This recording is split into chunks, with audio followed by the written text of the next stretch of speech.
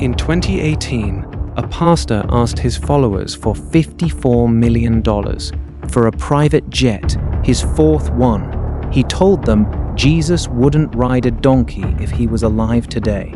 They paid, and he is not the only one. Kenneth Copeland is worth $300 million. He lives in an 18,000 square foot mansion, valued at $7 million, 24 acres of prime lakefront property. He pays $0 in property tax because he calls it a clergy residence, a legal loophole available to religious leaders almost nowhere else exists.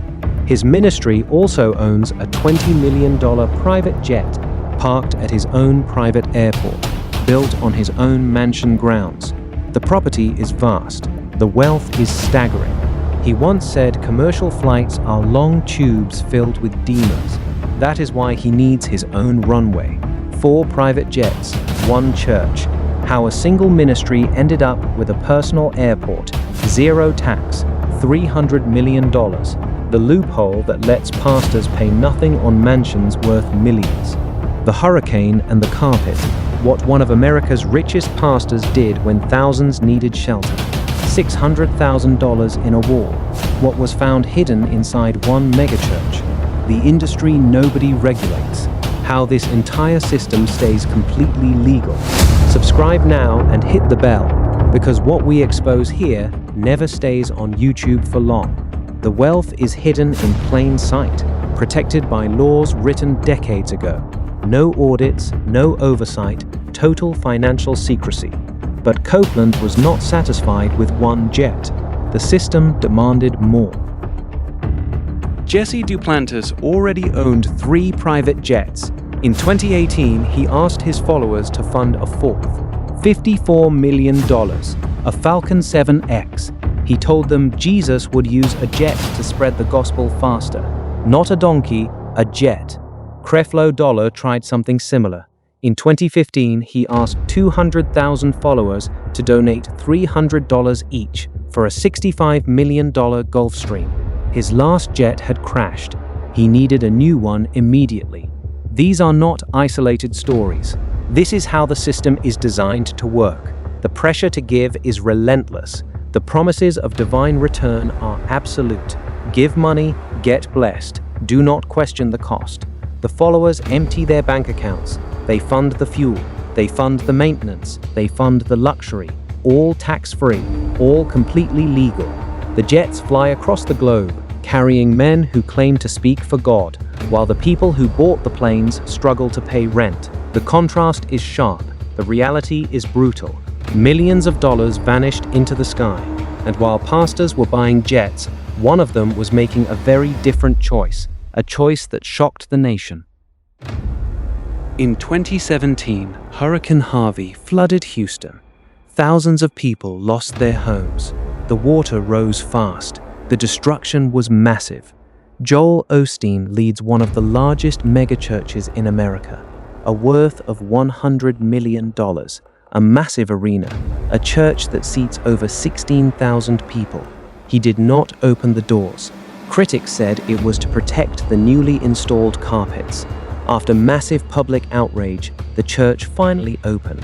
4 years later, in 2021, $600,000 in cash and checks were found hidden inside a wall of that same church.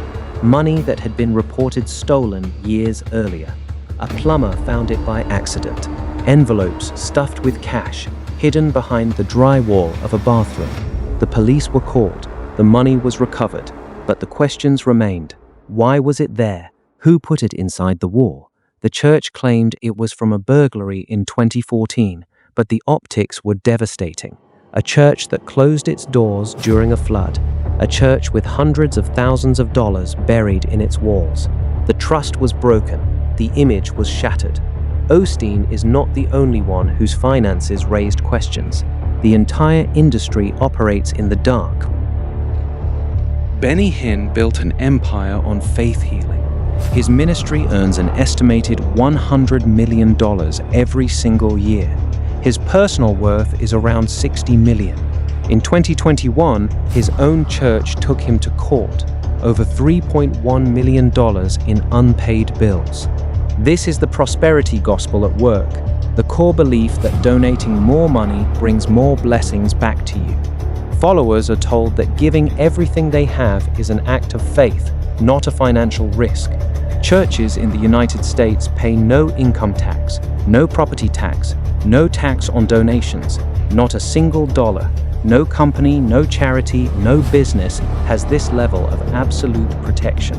This and nobody outside the church is allowed to audit where the millions of dollars actually go. The IRS rarely investigates. The financial books are completely sealed. Millions flow in daily. Nothing is tracked. They sell miracles for cash, and the government simply looks the other way while they get rich. The pastors live like kings. The followers wait for their miracles. Some lose their homes. Some lose their life savings. They give until there is nothing left to give. When the promised blessings never arrive, they are told they simply didn't have enough faith to receive them. This is not 3 or 4 pastors. This is an entire industry built on a tax structure designed a century ago for churches that owned a simple building and a wooden collection plate, not private jets, not luxury mansions, not personal airports. The system is fundamentally broken, the wealth is staggering, and the financial consequences are hidden from the public eye until the money runs out.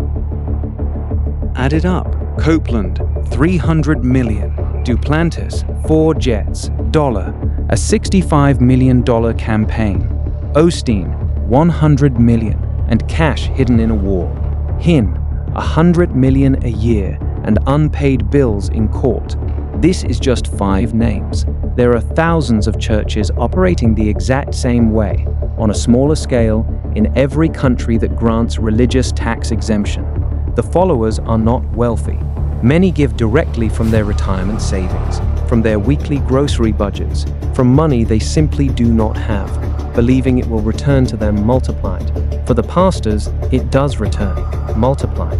For most of the people who gave it, it does not. The wealth transfer is massive, from the poorest believers to the richest leaders, all under the banner of faith. The psychological hold is absolute. The financial drain is devastating. Entire families are bankrupted in pursuit of a miracle. Nobody passed a new law to make this happen. Nobody had to. The system was built this way on purpose, and it has worked exactly as intended for over a century. The money flows up. The accountability disappears. The cycle repeats every single Sunday, without fail. Now you understand how the money moves. But there is one number we have not shown you yet. How much money the prosperity gospel industry moves globally, every single year, and where almost all of it actually goes. Subscribe now, because next week you will see the real total, and it is bigger than you think. The final truth is terrifying. Watch part 2.